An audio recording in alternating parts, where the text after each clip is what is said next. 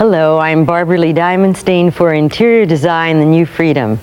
Today we'll be talking to Sarah Tomerlin Lee, a leader in the field of hotel interior design. She has recently completed her 33rd hotel project and is working on 7 hotels in New York at this very time. What makes her even more unusual is that while she has long been known as a magazine editor and an advertising executive, it wasn't until 10 years ago that she ever designed a public space. Sarah, that is really quite astonishing. What made you decide to take that leap? What gave you the courage to change careers? Well, my husband had a terrible accident and died, and he was under contract to finish a hotel in Toronto, at that time called the Inn on the Park, across from City Hall, and I was his vice president. I was just a vice president to sign his checks when he was out of the country, but they didn't realize that. He had a very good staff, and I had to complete the contract. However, we were starting with the Rye Town Hilton, and I did tell the Hilton Corporation that I didn't want them to be chivalrous. If they didn't trust me, I would tear up the contract. Well, what would give them the courage to trust you as an instant designer? I don't know what happens to make people change their mind, but somebody said something at that meeting, because they had said they were going off and have lunch and come back and tell me what they decided. But someone spoke to them in our group, and they turned around, took their coats off, and said, "We're going to teach you what we know." And they did. And they did. Was it difficult to make the transition? I was very nervous on the first job, I think, but I had a wonderful cooperative staff, and I had Tom's staff. It's not such a miracle. I think you're too modest. How does your office function? Well, we have 4 major designers and myself, who goes around. Each one has a very expert drafting, architectural draftsman, and we have people behind them so that we get things done on time and have time to have concepts and think in a different way about every project. You know, we're not that rushed. 33 hotels sound like a lot of hotels. It's been 10 years. And when we say 33, it doesn't mean that we've done the whole hotel, for instance, with the Palace. We did not do the bedrooms. You are a genteel Virginia girl, majoring in Latin and Greek. Right. Now, what about that prepared you for a career either in publishing and what a career in publishing, the editor-in-chief of House Beautiful, the managing editor of Harper's Bazaar, the beauty editor and the copy editor of Vogue, and a career in advertising and merchandising, not only as the vice president of Lord & Taylor, but I guess the consultant both to Helena Rubinstein and Elizabeth Arden. That's another neat trick of yours. Well, what in this background of yours ever prepared you for that kind of career? I think my father. My father was a wonderful merchant, and he had no idea about this women's lib problem. He believed in women. Always. And he thought, you know, if you really were thoughtful, creative, you could accomplish anything. My husband taught me a great deal. None of the men in my life have had any qualms about believing. I think that's been the lucky thing in my life. My sons believe in me, and my family. In studying and learning about your life and your work, I've often thought that the very first expression of your interest in design was what you did for Elizabeth Arden. Almost everything I've ever learned I'm able to use now. Were there any of the other ideas that Even you've the helped? Latin. How have you used the Latin? We found it under up in the ceiling of the bar, what is now the bar at the Palace. One rainy afternoon we peeled off something, and there was Seneca. And there was a marvelous quotation. I couldn't quite make it out, so I sent it down to my Latin teacher in Rappahannock, Virginia, Miss Willie Trueweathers. She sent me a perfect translation, and the next day he wrote me and said, Seneca made a mistake in Latin. What did he say? Well, it was about, you know, the same old business about be to your own self be true. And it just was paraphrased by Shakespeare, really. Well, there are a number of phrases that you've added to our language, and I'm especially thinking of one that you did when you were an advertising copywriter. There have been a number of those, and perhaps you'll tell us about them. Well, I had a lovely time in advertising. One of the funny, I analyzed women in bathing suits one time when I had the Janssen account. It seemed to me that the time when most people are under greatest exposure and trusting about 3/4 of a yard of material. First I wrote a headline called "Just Wear a Janssen." Then I thought, that's miserable. I will say just wear a smile and a Janssen. And that ran for years, I must say. And we did little smiles on lorgnettes for fashion shows and things. It's always nice if you could make whatever you think of step out of a page and become like the tiger in your tank. I didn't think of that, but you know, you would like to. I wish I had. In all of those jobs of yours, which has been the most gratifying? I think this last one probably, because it just was a dream, you know, and very few people, I think, in the world have a dream in 3 dimensions and have it come true. We will hear a great deal more about the Parker Meridian, a new hotel on 57th Street in Manhattan that has an extraordinary atrium-like entranceway. Can you tell us something about the design and your intent there?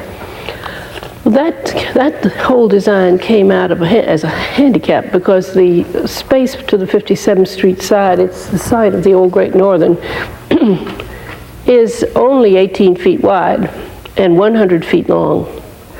And what do you do with 18 feet that creates any presence or anything on a street as demanding as 57th? The real lobby, of course, is 56th Street. But knowing that everybody would want to say 57th Street, I adopted the handicap. And it seemed to me, since it was just a narrow space between 2 very tall buildings, that we would lift the ceiling as high as we could. I kept thinking about what I'd ever seen that was really a long, narrow room. And I felt the most exciting one was the University Library in Dublin. And I remember seeing Kenneth Clark on television going through the library in the Vatican. And his comment to the audience, one wonders if man has ever had a really great idea in an enormous room. And he turned and he walked right down this narrow room until he was about this big. Now They gave you a great idea, though. Well, I knew 100 feet wasn't the Vatican Library. I also was thinking about the Palladian Theater, which I had seen with my husband, and the tremendous foreshortening of the way that was built so that people became so small. I realized that if you were walking down that long corridor, you might be coming the other way, so we couldn't do any tricks of perspective. But we could have I just lifted the ceiling up 54 feet, which is 6 stories. And we have enormous windows that reflect to infinity all the way down. We have a beautiful marble floor. We have a beautiful ceiling painted up there, and we have it lighted for daylight with splashy leaves and for moonlight after 6 o'clock. Is there color involved in that lobby as well? I haven't quite decided on that. The color in the lobby, in the front lobby, is apricot and pale peach and beige and cornelian. And it just looks fine. From what I understand, your son, Todd Lee, an architect based in Cambridge, helped you design that lobby space. Is Todd one of your secret weapons? He definitely is.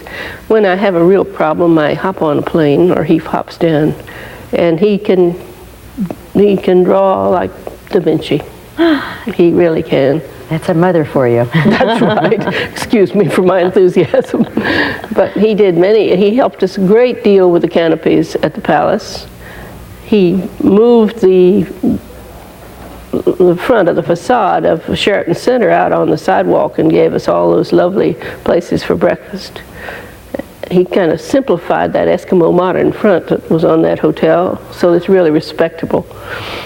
And he put in the fountain and that lovely effect in the middle of the New York Hilton, which we call Sybil's. The discotheque. Discotheque. I said I wanted water to flow over the greenhouse, and he said, "Mother, if you want a torrent, you shall have it." I understand you have another son who is also one station removed from being an assist to you. He is my legal advisor, and I'm proud of that. He is a lawyer. He's a lawyer here. And Mother, why don't you read your contracts more carefully? You know that. Does he do that for you? Yes. Why don't we talk about hotel design in general for a moment? All right. What, besides the obvious difference in scale, is there that is different between a hotel and an apartment? And actually, I guess what I'm asking you is, what's the difference between private decorating and contract decorating? Well, it's a difference in perception of the person you're doing it for. I never know who's coming for dinner. Whereas if I was decorating for somebody who was going to it would be their house, of course you know what. I have to just imagine who's coming, what the level is, what their tastes are. Well, let's take one project. How do you start? And how do you determine what it's going to look like, both in terms of decor, design, spirit, furniture, color, lighting, cost? Well, you usually have your cost given to you. I mean, you know that this is this big a job, and this is just going to be this many rooms and this height. And you discover whether it's going to be in the center of town or be a country inn. Well, should a hotel design, or any interior design for that matter, use historical forms literally? How far do you go, and where do you do your research? Oh, everywhere. You know, it's actually the people up the Hudson were very helpful with me with Tarrytown. And with the Palace, we had two historians who came along with the job. Architectural historians. Yes, who were simply superb. We do a lot of research for any job, and we get it from the public library and the Historical Society. We don't do everything that's historical. Well, do you think that the current trend in architecture and in design in general towards historic preservation and historicism itself has a real implication for interior design? Will we see more of that? Oh, I do think so. There's so many really wonderful craftsmen still, as I discovered with the Palace. We found people who did absolutely marvelous plasterwork. We found a man that could make the bronze stairway that was just superb. We found a man that could make a chandelier. He'd been saving his rock crystal for years for the great chandelier. It's just superb. And he was able to create this? Yeah, he did. Absolutely. He made the beautiful torchairs and the chandeliers. It was very thrilling to work with these people. Well, we're not talking about any usual hotel project. When you talk about the Palace Hotel in New York, it is a 51-story tower that rises behind one of New York's celebrated 19th century landmarks. It is a palazzo designed by McKim, Mead and White, that is a U-shaped grouping of brownstones. And you are responsible for the restored sections of the what is referred to as the Villard House wing, and the public rooms within the Villard houses as well. How did that assignment come about, and what were the most rewarding aspects of having that kind of assignment? Well, it just was a dream, you know. I couldn't believe we really were going to do it, because almost everything that you'd want to do, you could do. How did you get the job? I think, truly, Mr. Helmsley remembered my husband very well, who did the Park Lane, and was very complimentary about Tom. And various people in the industry kept saying, "Write Mr. Helmsley, write him. He hasn't found a designer yet." I really have never made a presentation since the first job, so it was a hard letter. What did you say? Oh, I said, you know, that I told him what jobs we'd done, and of your own background in historic preservation. No, I don't think I mentioned that. No, I phoned him, and then I heard him say, well, it wasn't time. I was early. The architect kept saying he wanted us right away, or wanted a designer. He didn't say us. And then I heard Mr. Helmsley's voice at the time. I heard tell her it was a damn good letter. And it does help to have been a writer. Then I went to see him with my samples, and he said, "I've seen that. I like that very much." Well, I didn't like that at all. We went through, and finally he closed the book and said, "What have you ever done that's remotely like what I have in my mind?" What had you ever done? And I said, "Nothing, nor has anyone else." And what made me so bold, I said, "No, nothing." And he said, "Well, I guess you better do it." I think probably everybody was trying so hard to get it, you know. Well, I assume that one of the things that you were striving for there was a kind of old world elegance. Well, those were really, they are rooms that can't be changed. They just had to be waked up. I remember when I was in college going to Williamsburg the first time, and they told me that the reason they put their money in Williamsburg was because it was a sleeping beauty. They could kiss it and it would come to life. You can't do that in New York, they'd say. Well, this has been true of the Villard houses. What were the goals you were striving for in the Palace Hotel, and do you think you managed to achieve them? Not entirely, no. Why the Palace, and how have you reinforced that theme in your design?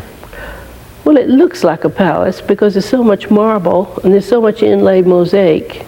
And the floors are all inlaid. I mean, at first I was embarrassed with the name palace, but as I look at it and see it now, polished and shining, I think it is a palace. If you're the designer, all you really should do, I think, in a place like the palace is respect the treasure.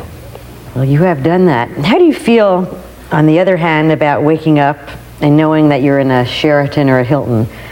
Or do you think that hotel rooms should be anonymous? I think you should always know where you are when you wake up. I don't mean that I think you should have a picture of Fifth Avenue looking at you, but I think if you can imply somehow that you are in the East or in the South, or it's wonderful. I think if everything is the same, it's a miserable trip. I think that's part of the pleasure of travel, is to find characteristics of the place where you are. How do you feel about the design of country inns? You can relax and get the countryside in. You can somehow do lovely doorways and have terraces with flowers planted, and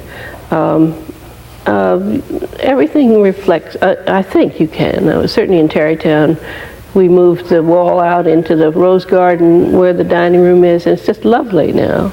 And in Rye, we have a beautiful pool, but an outside pool, and we planted a path, for a strawberry path, and invited people, and a violet path. You know, if you just take a little bit more trouble to make everybody have a lovely time, they do. I wonder if we can spend a moment just talking about statistics. For example, I assume a lot of design, particularly in hotels, takes its shape and form from statistics. For example, the numbers of travelers that are male,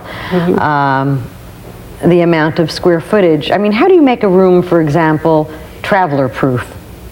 What are the rules for hotel design that you've learned from all of these statistics that include, I assume, the cost of an electricity bill? Well, that is especially true in corridors where the lights never go out. We saved $2 million in one Hilton by changing, unhappily, to fluorescence. But because that's a glow, that's simply there. It's not a light sparkle, you see. However, that's worth it. Now, we do heavy vinyls that look very elegant and don't tear or mar. We know we have a certain loss because lots of travel. If you really equated your traveler and thought about them, you wouldn't think much of the human race, really. I try not to think about this. But you know, you must have pictures bigger than a suitcase. You must be careful about your bedspread. It must be impossible to put it in a garment bag. Now, that's shocking, isn't it? Seems to me that in the past several years, perhaps 5 or so, hotel executives have discovered the fact that there are women travelers. Everything isn't brown anymore. No, that was my terrible problem when I started. It was as though we were supposed to do insides of cigar boxes. And they'd say 80% of the travelers are men. Now, before my time, Hilton had the idea that there were some women executives. And I think you'd be interested that they did a floor called Lady Hilton, and after Lady Hilton, and after just a few months, they discovered that men were coming in asking for Lady Hilton rooms, because they'd been there and it was more like home. Those rooms had a little prettier curtains, and they had softer chairs. Was there a different palette? Entirely different. They told me about this phenomenon that they were almost totally occupied by men who loved them. But aside from color and comfort and looking more like home, there are certain things that particularly women who travel alone could, should, perhaps must bear in mind when they check into a hotel. For example, a room that is closer to an elevator, a room on a floor where the floors are more well lighted than usual. Do you deal that into your hotel design? Well, not necessarily for women. I mean, we must do it for everybody now. We must have well-lighted corridors, and we must have protection, all kinds of protection. I